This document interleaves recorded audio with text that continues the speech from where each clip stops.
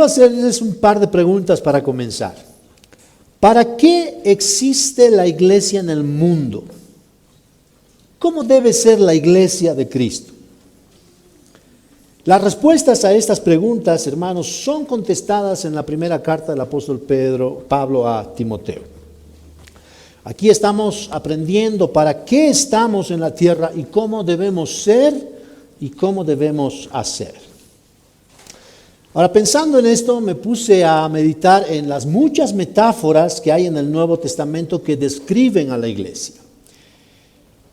Dice que la iglesia es la luz del mundo, un templo, un rebaño de Dios, un reino de sacerdotes, columna y baluarte de la verdad, un edificio, la viña del Señor, la esposa de Cristo, la familia de Dios y un cuerpo.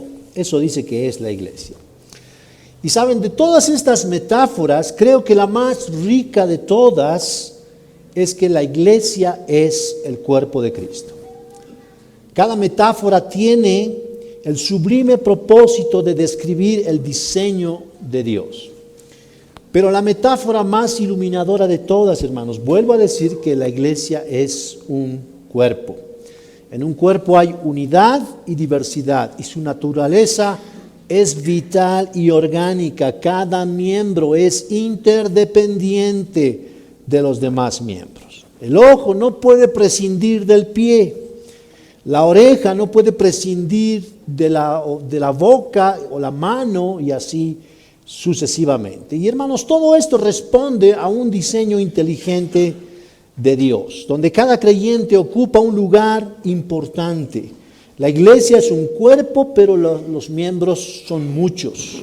Hay unidad y diversidad al mismo tiempo. La unidad está dada, por supuesto, por Cristo, que es la cabeza, y la iglesia es el cuerpo. Hay un cuerpo con muchos miembros. Una de las razones por las que hemos estudiado la carta de Pablo a los Efesios es precisamente para que entendamos el diseño de la iglesia. Y hermanos, ese diseño no es humano, no es producto de la iniciativa humana, sino de Dios. Es Dios mismo quien ha concebido llamar iglesia a los pecadores redimidos con la preciosa sangre de su Hijo. Pero en Efesios solamente hemos visto una parte del cuadro grande que es la iglesia. Y en Timoteo estamos expandiendo nuestro entendimiento de lo que significa la iglesia y cómo debe funcionar cuando es una iglesia sana.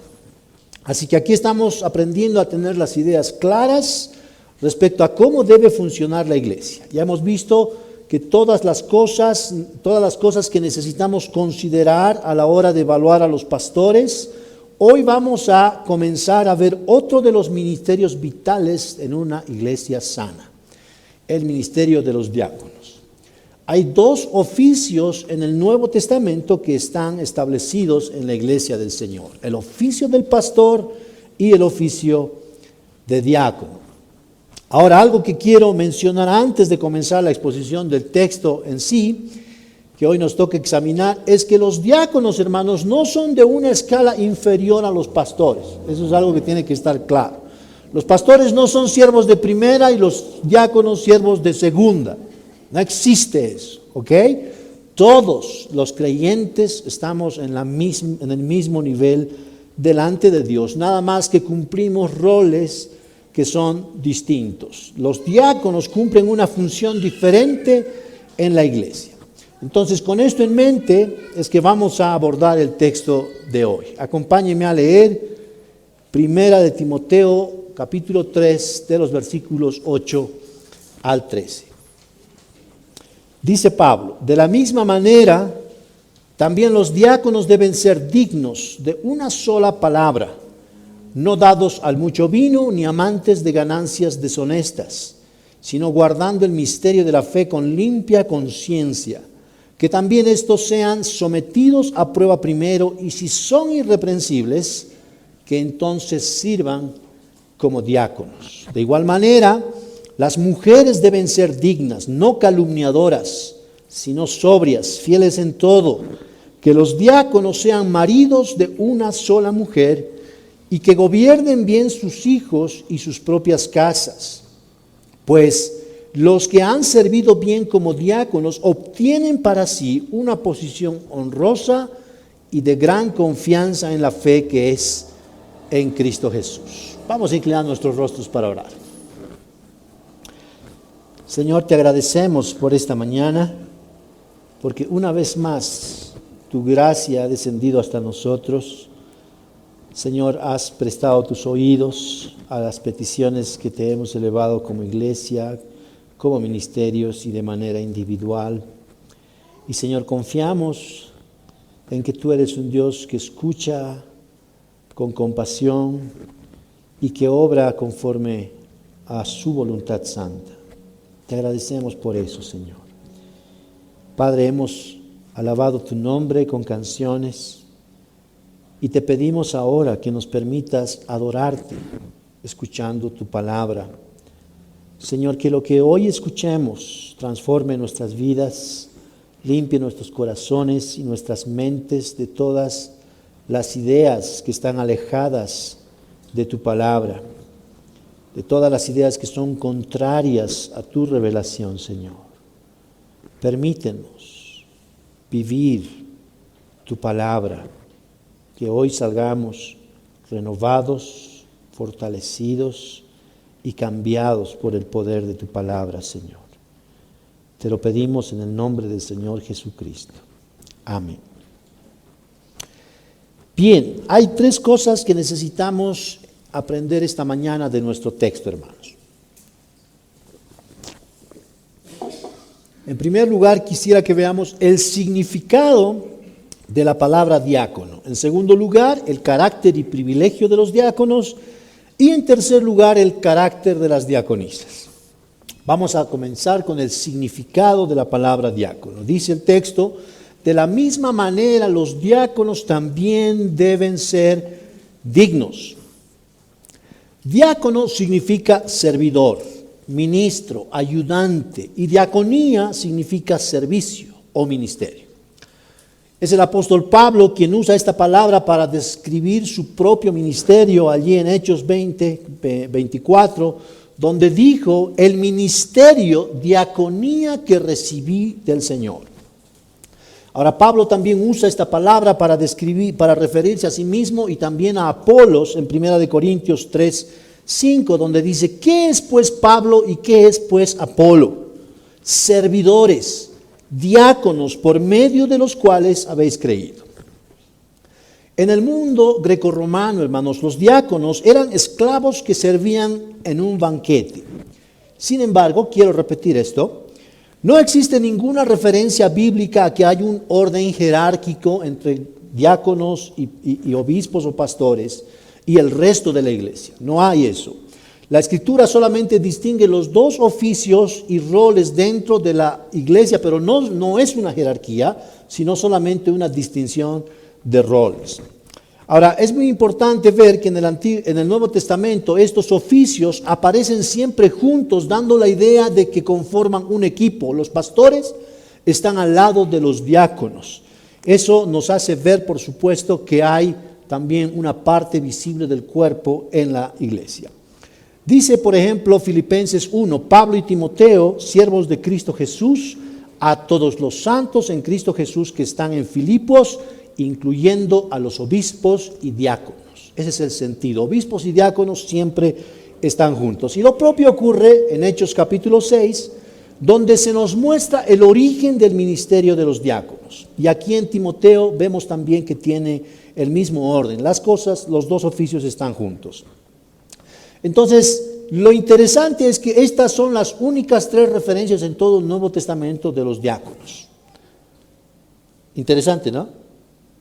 Pero lo que necesitamos es ver cómo se originó este ministerio. El libro de los Hechos nos muestra que a partir del Pentecostés todo empezó a cambiar en la vida de los discípulos. Ellos experimentaron un cambio radical en sus vidas y empezaron a predicar bajo el poder del Espíritu Santo. Lucas nos relata que en el primer sermón de Pedro se habían añadido a la iglesia como 3,000 almas. Y eso es algo muy llamativo porque dice que además de estas 3,000 almas, se iban agregando poco a poco más personas. Y que todos se dedicaron continuamente a la enseñanza de los apóstoles, a la comunión, el partimiento del pan y a la oración. A partir de ese momento, la iglesia, hermanos, creció de una manera impresionante. Hechos 2:44 dice que todos los que habían creído estaban juntos y tenían todas las cosas en común y compartían todos según la necesidad de cada uno. Hechos 4:32 nos dice que la congregación de los que creyeron era de un corazón y un alma, y ninguno decía ser suyo lo que poseía, sino que todas las cosas eran de propiedad común. Entonces, así como el número de los convertidos fue muy grande, las necesidades también comenzaron a ser muy grandes en la iglesia. Y pese a que compartían todo entre todos, algunos se quedaban sin la ración que les correspondía. Hechos 6 nos relata que al multiplicarse el número de los discípulos comenzaron a haber queja y murmuración de parte de los judíos helenistas en contra de los judíos nativos, y porque sus viudas estaban desatendidas en la distribución diaria de los alimentos. Así que ese fue el inicio del oficio de los diáconos en la iglesia. Mientras los apóstoles se dedicaban a estudiar la palabra y a orar por la iglesia, los diáconos debían dedicarse a servir en una distribución adecuada de los alimentos a todos los miembros de la naciente iglesia. Como alguien dijo, los diáconos surgieron como una especie de amortiguadores para soportar las quejas de los descontentos y suplir las necesidades físicas del pueblo, para que los apóstoles se dedicaran a suplir las necesidades espirituales. Ahora, una cosa importante que necesitamos notar aquí, hermanos, es que el trabajo de los diáconos, según Hechos 6, era suplir las necesidades de la iglesia, no era gobernar la iglesia. La iglesia es gobernada por los pastores, no por los diáconos, y el ministerio de los diáconos se enfoca en suplir las necesidades de los más desprotegidos, lo que significa que básicamente este es un ministerio de misericordia. Otra cosa que debemos notar es que en el texto de Hechos los apóstoles ya mencionaron los requisitos básicos para los diáconos. Los apóstoles dicen que los hombres que debían ser elegidos por la iglesia deberían ser llenos del Espíritu y de toda sabiduría. ¿Cuál era su trabajo? Servir las mesas. Servir las mesas. En un lenguaje contemporáneo, hermanos, eso significa que los diáconos eran los garzones de la iglesia. ¿Qué les parece eso? Ahora miren cómo eso puede chocar con nuestros conceptos de servicio y ministerio. ¿Hay alguien aquí que se le haya ocurrido que para hacer el refrigerio que tenemos al final del culto, el requisito es ser lleno del Espíritu y tener sabiduría? ¿Verdad que no pensamos así? Pero miren cómo los apóstoles pensaban que ese era un requisito, hermanos. Para servir a los hermanos, los hombres deberían ser llenos del Espíritu Santo y de sabiduría. Eso era absolutamente necesario para ocupar este puesto, este oficio en la iglesia. Ahora, por supuesto que eso, a los ojos de la cultura actual, es un servicio de bajo nivel, ¿cierto? Ser un garzón no es algo de lo que uno pueda enorgullecerse. Y saben, eso me hace recordar que cuando yo vivía en Buenos Aires, mientras estudiaba para chef, yo fui garzón un par de años al menos. Y yo disfrutaba de ser garzón, hermanos. Claro, mi motivación eran las buenas propinas que me dejaban y trabajaba para eso, ¿no? Pero disfrutaba. Ahora, obviamente yo tuve que luchar contra los prejuicios sociales, porque mucho más en ese tiempo que ahora, las personas siempre pensaban que ser doctor, ser abogado, ser licenciado y etcétera, esas son las profesiones que valen. Ser un chef, eso no es de nivel.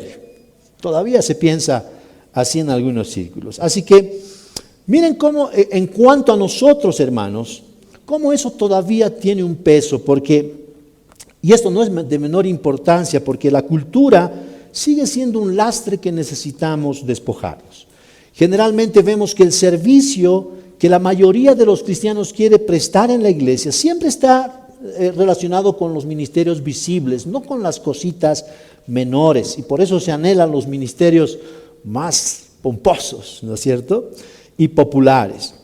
Y pensando en esto, yo quiero preguntarles, ¿se dieron cuenta que hay muy pocos hermanos, puedo contar con una mano, los hermanos que tienen el don de limpiar la iglesia o de lavar la vajilla al final del culto? ¿Se dieron cuenta de eso? ¿Quiénes tienen ese don? Yo veo muy pocos. ¿Saben por qué es eso, hermanos?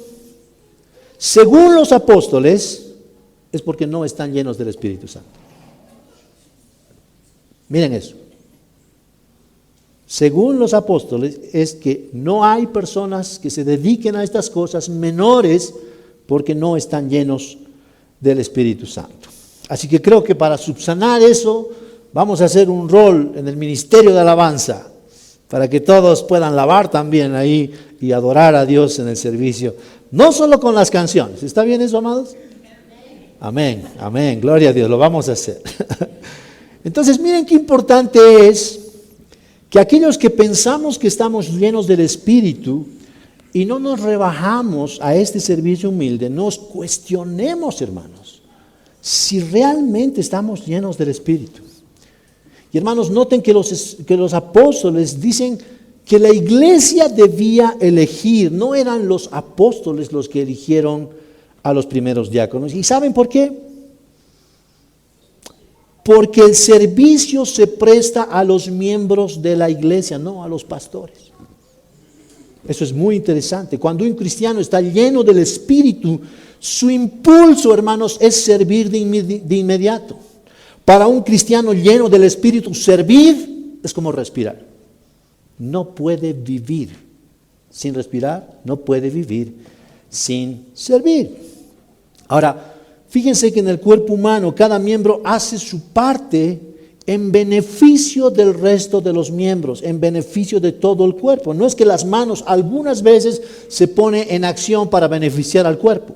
No es que el ojo mira algunas veces para beneficio del cuerpo. Siempre mira para beneficio del cuerpo. Una oreja, si no escucha en beneficio del cuerpo, ¿qué significa eso? Que está sorda. ¿Qué pasa si un ojo no mira en beneficio de todo el cuerpo? Significa que está ciego, ¿verdad? ¿Qué pasa si una mano no se pone en acción en beneficio de todo el cuerpo? Significa que la mano está enquilosada, está paralizada. Ahora, todo se mueve en favor del cuerpo. Ahora, obviamente hay algunos que dicen, yo soy el codo. ¿Podemos dar testimonio de eso o no? ¿Ah? Yo soy el codo. Pero miren, el punto en esto, queridos hermanos, es que si bien hay algunos creyentes que son llamados al ministerio del diaconado, todos los creyentes, todos los cristianos somos diáconos en mayor o menor medida. Y las ganas de servir están determinadas, las ganas de servir en las cosas menores están determinadas solamente por el simple hecho de ser llenos del Espíritu Santo y tener sabiduría. ¿Ven eso? ¿Quiénes son llenos del Espíritu Santo aquí? Levanten la mano.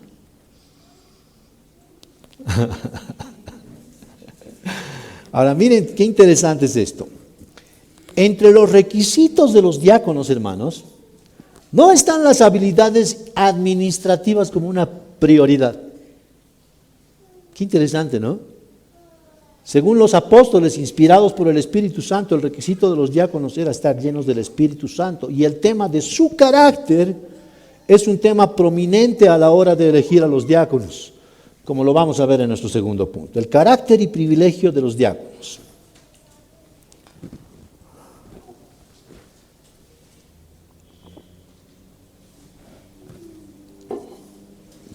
Dice el texto, de la misma manera, también los diáconos deben ser dignos de una sola palabra, no dados al mucho vino ni amantes de ganancias deshonestas, sino guardando el misterio de la fe con limpia conciencia, que también sean sometidos a prueba primero Y si son irreprensibles, que entonces sirvan como diáconos. Luego de dar los requisitos para los pastores, Pablo está haciendo lo mismo para los hombres que quieren acceder al oficio de los diáconos. Obviamente hay similitudes entre los requisitos para los dos oficios, y todos estos requisitos tienen que ver con un carácter moral. Y lo primero que aparece en la descripción, en la traducción de la Biblia de las Américas, es dignos. En la Reina Valera la traducción dice honestos. Ahora quiero que noten que cada traducción, tanto la Reina Valera como la Biblia de las Américas, tiene como un título y al lado una breve explicación. La Biblia de las Américas dice dignos de una sola palabra. La Reina Valera dice honestos sin doblez. Entonces, honestos es el título, sin doblez es la explicación de esa palabra. Una palabra explica la otra. Y saben, en el caso de la Biblia de las Américas, ser digno significa tener una sola palabra. Ahora, eso está asociado a lo que el Señor dijo en el Sermón del Monte, ¿se acuerdan? Que tu sí sea sí y que tu no sea no. Y eso nos permite ver, hermanos, que esto no es solamente para los diáconos. Es para cada cristiano, para cada creyente. Ahora, en la Reina Valera, ser honestos significa ser una persona sin doblez. Ahora, esto parece una redundancia, pero porque ser honrado es, obviamente ser honesto es no tener doblez, pero saben, no es una redundancia, porque creo que la intención del Espíritu Santo es hacer este énfasis en el carácter. Es algo así como un paralelismo hebreo. Una palabra refuerza el significado de la otra. Y doblez significa hipocresía. Y un diácono debe estar libre de ese pecado. Un buen diácono no dice una cosa a una persona y a otra le dice algo diferente. Ahora noten que el diácono aquí en el ministerio de la iglesia, hermanos, en la iglesia primitiva, era un puente entre los pastores y el pueblo. Y miren qué importante es que este diácono no tenía que ser sin doblez. Es decir, no tenía que decir una cosa a los pastores y otra cosa al pueblo. Debería tener una sola palabra, debería ser íntegro. Ahora, eso obviamente habla de integridad moral, de santidad, y por supuesto esto va también en contra de nuestra cultura que nos rodea, donde la hipocresía, hermanos, no tiene nada que ver con la moral. Es más, ser hipócrita puede ser políticamente correcto, ¿vieron eso? La gente hoy en día no piensa que ser hipócrita es algo inmoral. No piensa, el otro día hablé con un cristiano y me dijo una mentira, y yo le dije, pero esa no es la verdad. Y me dijo, pero es una mentira piadosa. Entonces yo me quería morir, porque un cristiano diciéndome eso, hermanos, wow, miren cuán pobre es el concepto de la Escritura. Entonces, el creyente, el diácono no tiene que ser hipócrita, no tiene que mostrar una carita aquí y otra carita allá. Ahora, un cristiano que está lleno del Espíritu jamás va a hacer una cosa y decir otra. Es un cristiano que no manipula, un creyente lleno del Espíritu Santo, hermanos. No puede ser lleno del Espíritu y ser hipócrita al mismo tiempo. ¿Ok? Eso es algo que tiene que estar muy claro. Y además dice el texto que no debe ser dado al vino, porque ya sabemos que el tema de las bebidas siempre inclina a los hombres a tener rencillas y peleas. Ahora el texto dice también que no debe ser amante de ganancias deshonestas. Eso significa no amante del dinero, no un codicioso. ¿Saben? Un hombre que se compromete con una causa por una ventaja material, ¿saben qué es? Es un mercenario. Un mercenario se alquila por dinero, no es alguien que ama la causa en sí misma, sino por el valor de la causa, sino alguien que ama su propio beneficio y amor por el dinero. Entonces, esto nos lleva, por supuesto, a recordar al famoso Judas. Él parecía estar comprometido con Cristo y el Evangelio, pero en realidad era su amor por el dinero que lo llevó a caminar junto con Jesús. Judas aparentaba de ser de buen corazón, hermanos, especialmente en esa ocasión cuando una mujer derramó un frasco de alabastro sobre Jesús y lo ungió. ¿Recuerdan qué dijo Judas? ¿Cómo es posible que derramemos semejante fortuna, el salario de 300 días de trabajo? ¿Por qué no usamos ese dinero para ayudar a los pobres? Ahora, dice el texto que Judas no dijo esto porque en realidad le importaban los pobres. Dijo esto porque él amaba el dinero y él estaba a cargo de la bolsa y robaba de lo que echaban en ella. Entonces, ¿Judas estaba sirviendo al Señor, hermanos? Definitivamente no. Él estaba sirviendo a su Dios, que era el dinero, y por eso menospreció a Jesús, tal como el Señor Jesús lo dijo en el Sermón del Monte.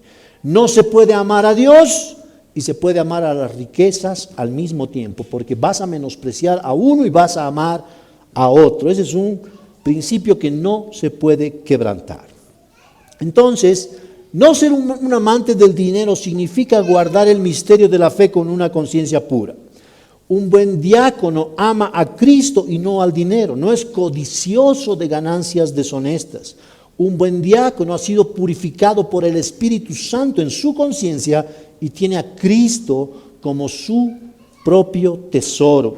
Además, el versículo 12 dice que los diáconos, al igual que los pastores, deben ser maridos de una sola mujer, gobernar bien a sus hijos y sus propias casas.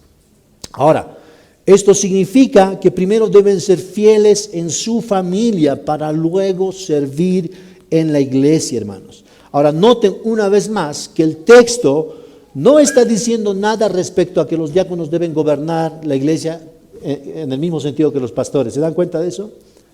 Los pastores dicen que deben gobernar su casa para luego gobernar la iglesia. Los diáconos dicen que deben gobernar su casa para luego servir en la iglesia. Tiene dos connotaciones totalmente distintas. Pero el principio bíblico sigue activo y vigente al igual que en los pastores. ¿Cuál es ese principio bíblico? El que es fiel en lo poco, en lo mucho también puede ser fiel. Entonces, algo que necesitamos saber es que la fidelidad, hermanos, siempre se mide desde afuera. Nunca la medimos desde aquí adentro. Porque nosotros podemos pensar que somos muy fieles, ¿verdad? Pero la fidelidad en realidad son otros los que la miden. Siempre nuestro entorno es el que mide nuestra fidelidad, si somos fieles o no. No podemos medir en nuestra mente si somos fieles. No podemos pensar en nosotros mismos respecto a nuestra propia fidelidad. Necesitamos acogernos al veredicto de la iglesia. Y el diácono apto no solamente se vigila a sí mismo, sino que se abre a ser vigilado por otros, haciendo todo lo que está en su mano para permanecer fiel a su ministerio. Un buen diácono hace fielmente el trabajo que le ha sido encomendado por la iglesia, porque esa es su forma de adorar al Señor. Un diácono adora al Señor sirviendo. Un buen diácono tiene la convicción, hermanos, y esto es muy importante, de que su servicio es un tremendo privilegio inmerecido. Cuando una persona tiene en mente que servir es un privilegio, su servicio va a ser fiel y va a ser eficaz. Y un buen diácono ha nacido de nuevo para hacer exactamente eso. Un buen diácono ha nacido para servir, un buen diácono ha sido diseñado para servir y para eso ha sido llamado y para eso vive. Un buen diácono, hermanos, nunca ve el servicio a la iglesia como algo pesado. Eso es increíble y eso es sobrenatural. Es sobrenatural porque todos nos cansamos, ¿verdad? Pero un buen diácono lo hace con gozo. Miren esto. Pensemos en el momento en que surgió este ministerio en la iglesia primitiva, justo en el pasaje de Hechos 6, donde vemos que surgió el ministerio de los diáconos. En ese momento, hermanos, había una división en la iglesia, los judíos helenistas en contra de los judíos nativos. Había una división, había descontento y se necesitaba hombres llenos del Espíritu y con mucha sabiduría para ser conciliadores entre ambos grupos. ¿Se dan cuenta de eso? Se necesitaba poder manejar de manera apropiada el problema. Los hombres elegidos para este trabajo deberían ser llenos del Espíritu Santo para pacificar los bandos opuestos. Ahora, otra vez quiero decir aquí que entre los requisitos no dice administrador de empresa, ni de logística, ni expertos en planificación, no dice nada de eso, hermano. Dice hombres llenos del Espíritu y de sabiduría. Ahora, esta tarea de los diáconos en ese tiempo realmente era complicada, porque tenían que tratar con cristianos contenciosos, hombres que debían hacer la tarea con amor de todas maneras, con gozo, con un elevado sentido del servicio y adoración al dueño de la iglesia, que es el Señor Jesucristo. Ahora, recuerden que la iglesia de Éfeso, hermanos, estaba compuesta por judíos y gentiles, y unos se miraban feo a los otros. Esa ha sido la historia siempre. Los judíos menospreciando a los gentiles menospreciando a los judíos. Y el tenor de las cartas apostólicas tiene que ver con cómo se tiene que manejar la relación entre esos dos bandos que aparentemente son opuestos. Obviamente, con toda la multitud de los creyentes, los problemas y las necesidades se hicieron evidentes. Había tensión, había descontento, y los diáconos deberían ser pacificadores, debían aliviar la tensión y ser eficaces. Ahora, noten que la misión fundamental, el rol de los diáconos, hermanos, era cuidar, en el fondo, era cuidar y preservar la unidad de la iglesia. Ahora, Pablo, unas décadas después de Hechos 6, dice que los diáconos deben ser sometidos a prueba primero, y cuando sean sometidos, recién ejerzan el diaconado, siempre y cuando sean irreprensibles. Otra vez, la misma palabrita que hemos visto para los pastores. Entonces, acuérdense que en la iglesia de Éfeso había un desorden en cuanto a las motivaciones y al carácter de los hombres que querían acceder al ministerio. Y por esa razón, Pablo está diciendo que los diáconos tienen que ser sometidos a prueba primero. Pero esto no significa que los diáconos deben servir primero por un tiempo para ver si en ese tiempo son irreprensibles y adecuados al servicio. Y si son hallados fieles, continúan. No significa eso, hermanos. Lo que el texto está diciendo es que las vidas de estos diáconos tienen que ser una evidencia de consagración al servicio, de tal manera que la iglesia no tenga ningún reparo ni reproche sobre ellos que los descalifique del ministerio. La iglesia debe dar testimonio del carácter y la conducta de los diáconos. Entonces, aquí lo que necesitamos considerar, hermanos, es que los diáconos en una iglesia no es que aparecen de la noche a la mañana. No son diáconos porque son amigos de los pastores. Son diáconos porque la iglesia reconoce su servicio y sacrificio, hermanos. Eso es algo que necesitamos tener muy en cuenta. Otra cosa que necesitamos tener en cuenta es que los diáconos no se nombran en la iglesia para ver si se comprometen ahora que son diáconos. Yo he visto mucho de eso, hermano. Se ponen personas en el ministerio para que se comprometan y eso termina siendo un desastre. Entonces, ¿quiénes son los que se perfilan como diáconos? Los que se caracterizan por estar muy activos en el servicio. La iglesia los conoce por su servicio y su sacrificio. No los conoce por buscar un nombramiento, no los conoce por pretender ser reconocidos, sino porque su corazón está en servir a la iglesia de modo fiel y sacrificial.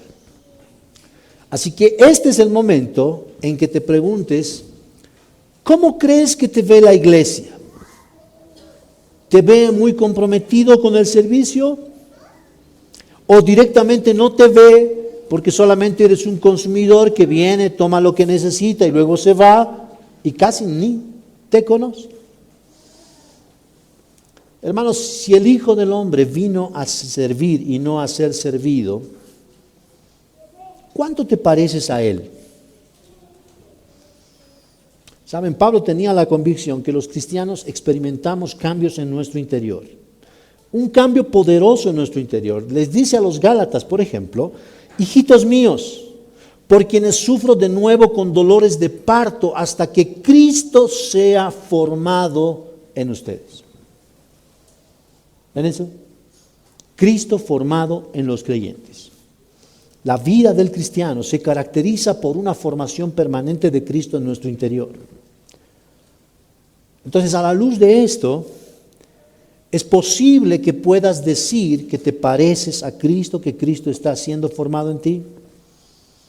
¿Crees que los hermanos que te conocen pueden dar un testimonio de que tienes una vida de servicio sacrificial que está siendo permanentemente transformada? Es algo para pensar, ¿verdad?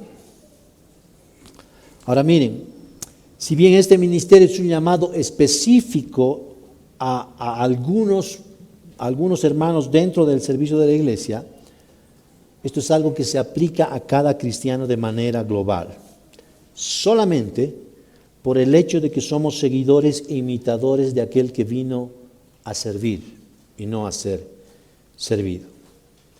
Hombres y mujeres que aman a Cristo y a su iglesia y lo demuestran en su servicio práctico, porque están imitando lo que el Señor hizo. Y lo que el Señor hizo es servir. Pablo dice en Corintios que si Cristo murió por todos los creyentes, solamente podemos llegar a una conclusión. Entonces todos los creyentes morimos. Y si todos morimos, es porque Cristo murió. Ahora, el hecho de que los que vivimos se va a demostrar en que ya no vivimos para nosotros mismos, sino para aquel que murió y resucitó por nosotros. ¿Se dan cuenta? Ahora, hermanos, cuando vivimos para aquel que murió y resucitó por nosotros, no es que lo hacemos eso dentro de 4 paredes. Lo hacemos aquí en la iglesia, demostrando que amamos a los que Cristo ama y servimos a los que Cristo vino a servir entregando su vida. Ahora, esa es una realidad, no solamente en los hombres, sino también en las mujeres que están llenas del Espíritu Santo. Muy particularmente en las mujeres, como lo vamos a ver en nuestro último punto. El carácter de las diaconisas.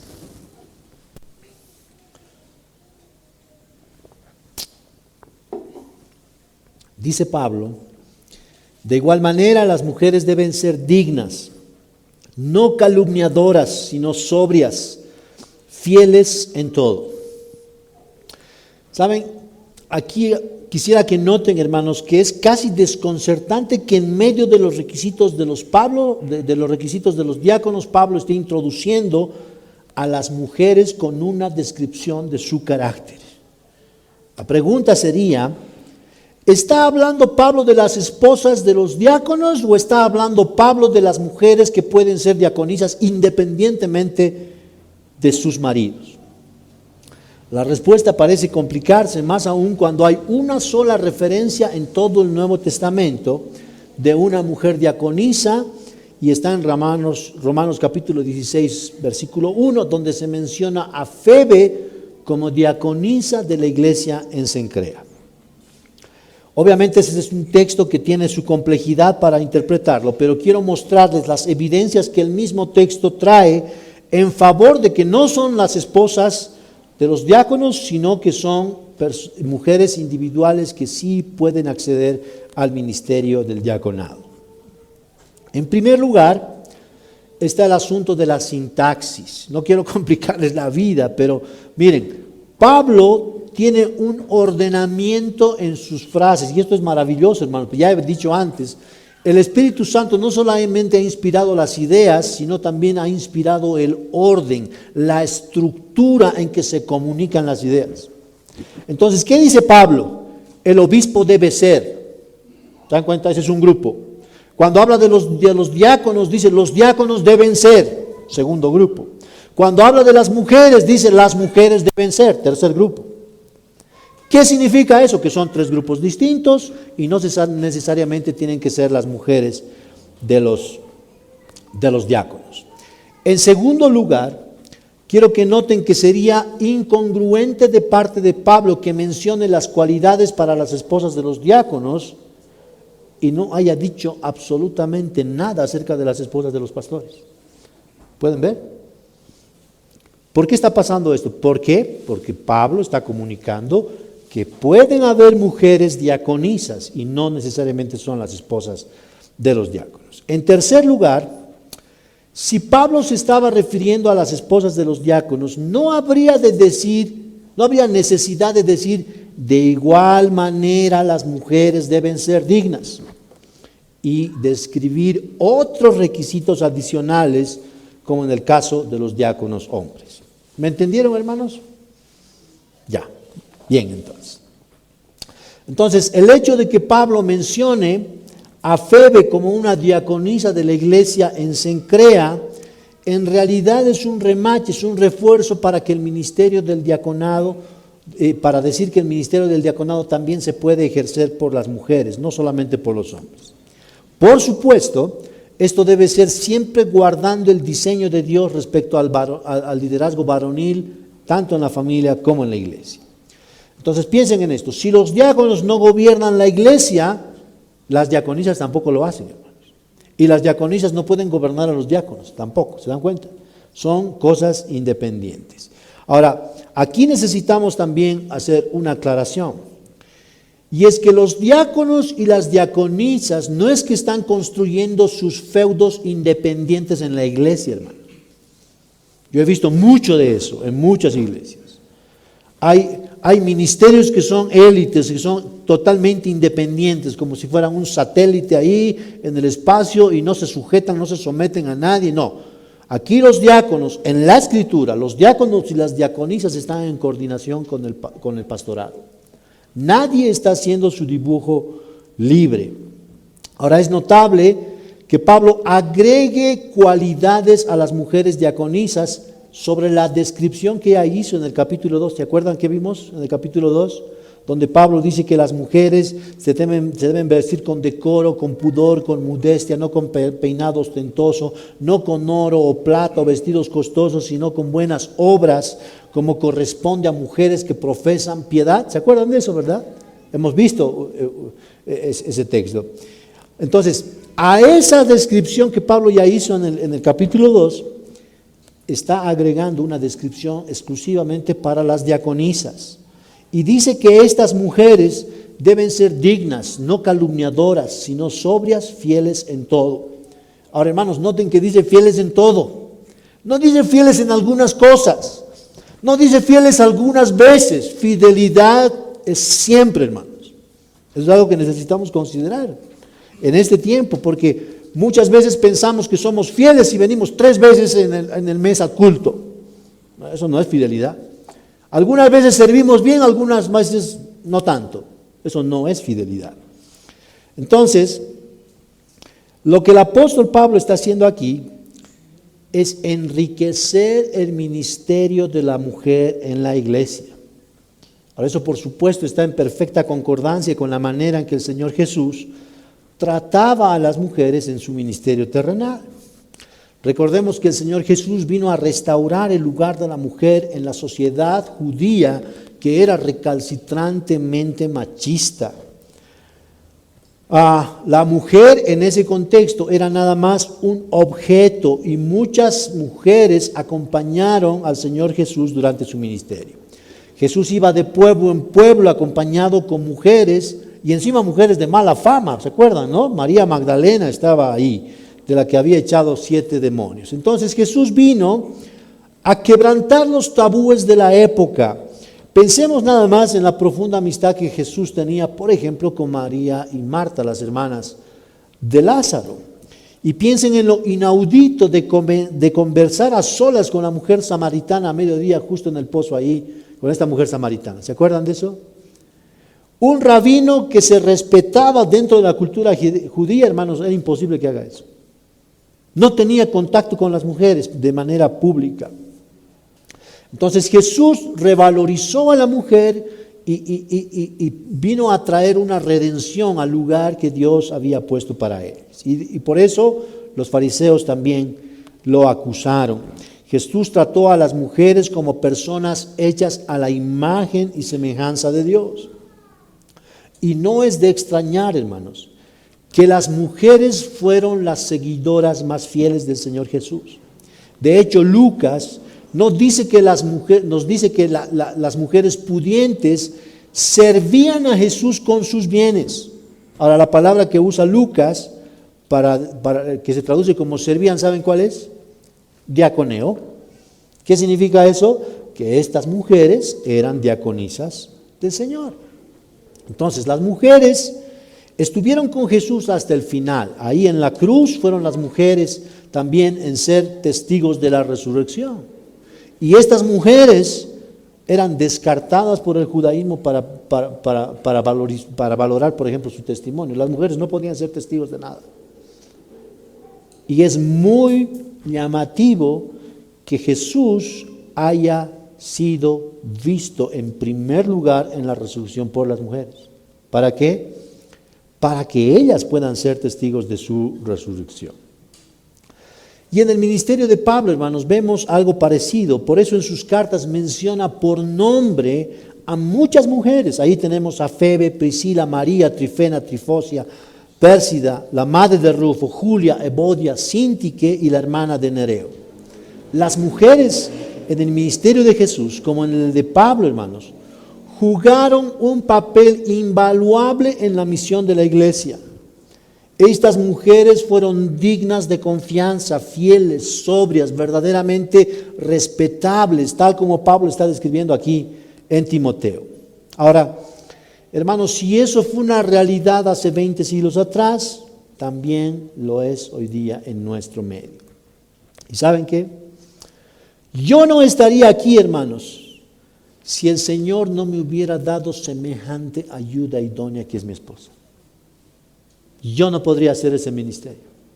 Ahora, no estoy predicando de mi esposa, ojo, estoy predicando del Señor que me dio a mi esposa. ¿Ok? Vamos a poner las cosas en perspectiva siempre. Entonces, lo que yo veo en esto, hermanos, es el complementarismo. El diseño de Dios, eso es increíble. Dios se puede glorificar en el varón y en la mujer cuando cada uno está ejerciendo el rol para el que ha sido diseñado. Ahora, esta palabra complementarismo es un término que se origina en la palabra complemento y tiene la idea de una cualidad que se añade a otra cualidad para formar perfección. Eso es maravilloso porque el hombre fue hecho para necesitar de una ayuda idónea, hermanos. Hay cosas que los hombres no podemos hacer y hay cosas que las mujeres no pueden hacer. Pero cuando hacemos las cosas juntos, todo se complementa y podemos darle gloria a Dios. El uno complementando al otro para cumplir con el perfecto plan de Dios. Entonces el complementarianismo, hermanos, es opuesto al egalitarianismo. ¿Están entendiendo esas palabras? Son palabras que se usan en teología, ¿ok? ¿Qué significa esto? Complementarismo, que el hombre se complementa con la mujer. Egalitarismo significa ir en contra del diseño de Dios y promover que hay igualdad de roles entre el hombre y la mujer. Eso es confundir las cosas. Por eso hay muchas iglesias que tienen pastoras, por ejemplo.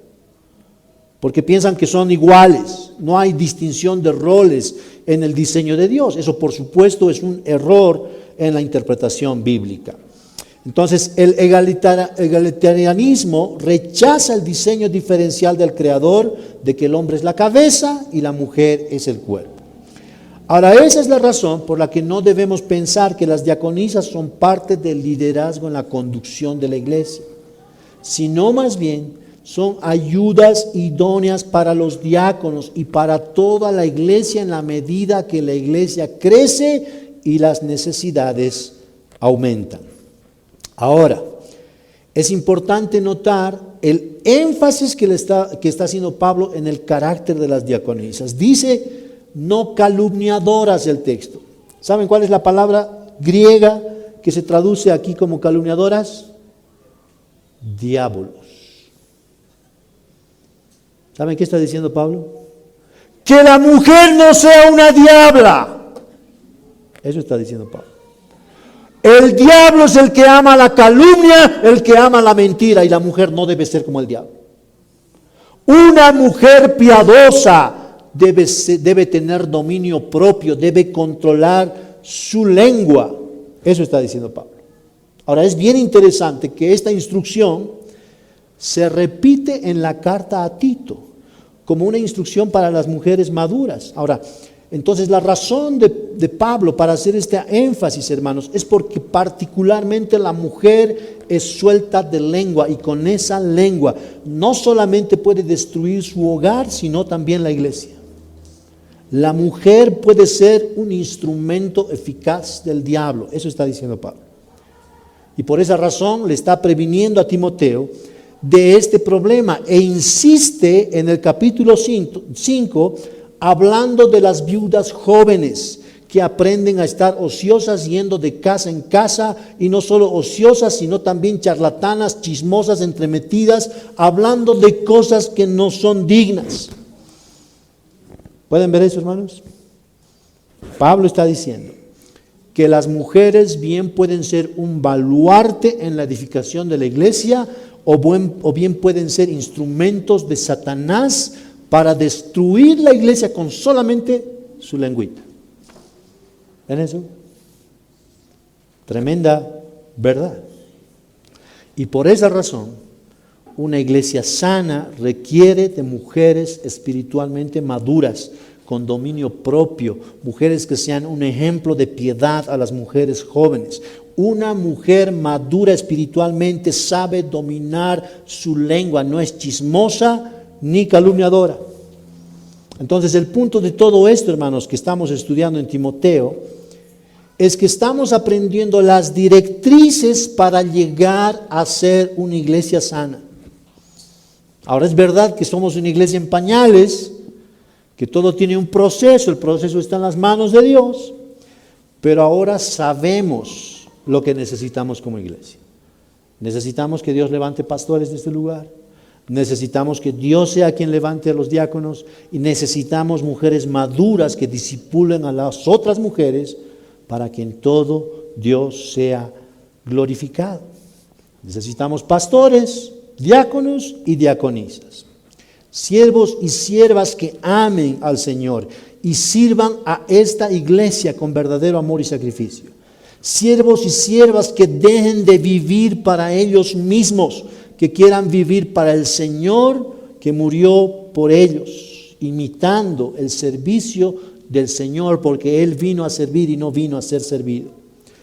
Ahora, hermanos, es imposible que hagamos esto y al mismo tiempo estemos en nuestra zona de confort. Hermanos, si no entendemos lo que el Señor nos quiere decir a nosotros, tanto en el plano individual como en el plano de iglesia, nos vamos a perder de sus propósitos en nuestra vida. Ya sabemos las instrucciones del Señor en esta carta con respecto al orden de la iglesia, a la sana doctrina, el orden en la oración, el diseño de Dios para el hombre y para la mujer, en la familia, en la iglesia. Ya sabemos los requisitos y las motivaciones de los hombres que quieren acceder al ministerio pastoral. Hoy hemos aprendido los requisitos de los diáconos y diaconisas, y si bien hay personas que están llamadas específicamente a estos ministerios, también es cierto que cada miembro de Gracia sobre Gracia debe aspirar a tener el carácter probado por Dios que demanda de cada uno de sus hijos. Hermanos, el Señor quiere que seamos siervos útiles para su gloria. El Señor quiere forjar en nosotros la imagen de su Hijo Jesucristo. Dice el Evangelio que en Adán todos hemos pecado y en Cristo todos somos santos. Y hermanos, necesitamos vivir a la altura de ese llamado y esa posición. Somos santos, somos separados para Dios. No podemos confundirnos con el mundo. La cultura no puede gobernar nuestra vida. Las emociones no pueden gobernar nuestra vida. La palabra de Dios debe gobernar nuestras vidas. Ahora, dice el texto que cuando los diáconos y diaconisas cumplen con estos requisitos correctamente, ellos obtienen para sí mismos posición honrosa y gran confianza en la fe que es en el Señor Jesús. Ahora piensen en esto. ¿Qué mayor honor puede aspirar un siervo en el reino de Dios que ser reconocido por el Rey de Reyes como fiel en el ministerio? ¿Pueden imaginarse algo más grande que eso, hermanos? Ahora, ¿saben cómo es que reconoce Cristo cuando son fieles? No es que Dios viene desde el cielo y con una voz audible de trueno. No, no, no. El Señor reconoce esa fidelidad por medio de su iglesia. No hay nada mágico. En la iglesia vemos, como dice en el cacho, ¿no? Lo que se ve, se anota. Así funciona, hermanos. Así funciona. Y recordemos que el Señor dijo: el que quiera hacerse grande entre vosotros, sea pues diácono, sea servidor. Hermanos, mientras el mundo mide la grandeza en términos de poder y triunfo, el Señor mide la grandeza por el servicio y la fidelidad. Eso es lo que vino a hacer el Señor Jesús, a servir. Y los cristianos le seguimos y le imitamos. Y somos exhortados una y otra vez en el Evangelio a que seamos como Él. Escuchen lo que dice Pablo en Filipenses. No hagan nada por egoísmo o vanidad, más bien, con humildad consideren a los demás como superiores a ustedes mismos. Cada uno debe velar no solamente por sus propios intereses, sino por los intereses de los demás. La actitud de cada uno de ustedes debe ser como la de Cristo Jesús, quien siendo por naturaleza Dios, no consideró el ser igual a Dios como cosa que aferrarse. Por el contrario, se rebajó voluntariamente tomando la naturaleza de siervo. Se humilló a sí mismo y se hizo obediente hasta la muerte de cruz. ¿Saben qué, hermanos? La grandeza del Señor no solo radica en que Él es el Rey sublime del universo.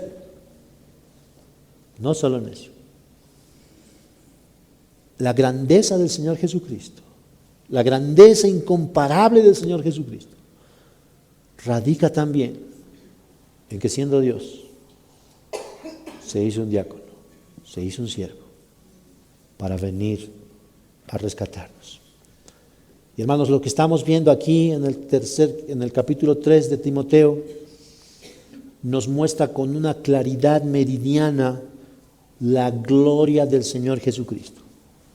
Ya dijimos que Él es el único verdaderamente irreprensible y que Él cumple con todos los requisitos para ser el pastor perfecto de su pueblo. Y lo que hoy estamos viendo, hermanos, esta mañana, es que los requisitos de los diáconos solamente pueden ser llenados por el Señor Jesucristo. El carácter de un verdadero diácono es el que describe al Señor Jesucristo. Porque el Evangelio dice que el Hijo del Hombre no vino para ser servido, sino para servir y dar su vida en rescate por muchos. Entonces, hermanos amados, vean cómo nuestro ejemplo supremo de diaconado es el Señor Jesucristo en persona. Ahora, es justamente aquí que tenemos el mayor desafío de nuestras vidas, justo delante de nosotros, hermanos. Porque todos hemos aprendido a vivir no solamente vidas independientes de Dios, sino también vidas independientemente de su cuerpo, que es la iglesia. Nadie ha venido a la iglesia con la conciencia plena de que somos parte de un cuerpo espiritual que debe ser útil al resto del cuerpo. Nadie ha venido haciendo eso. Y como no sabemos eso, esa es la razón por la que seguimos viviendo como si no perteneciéramos al cuerpo. Aisladamente.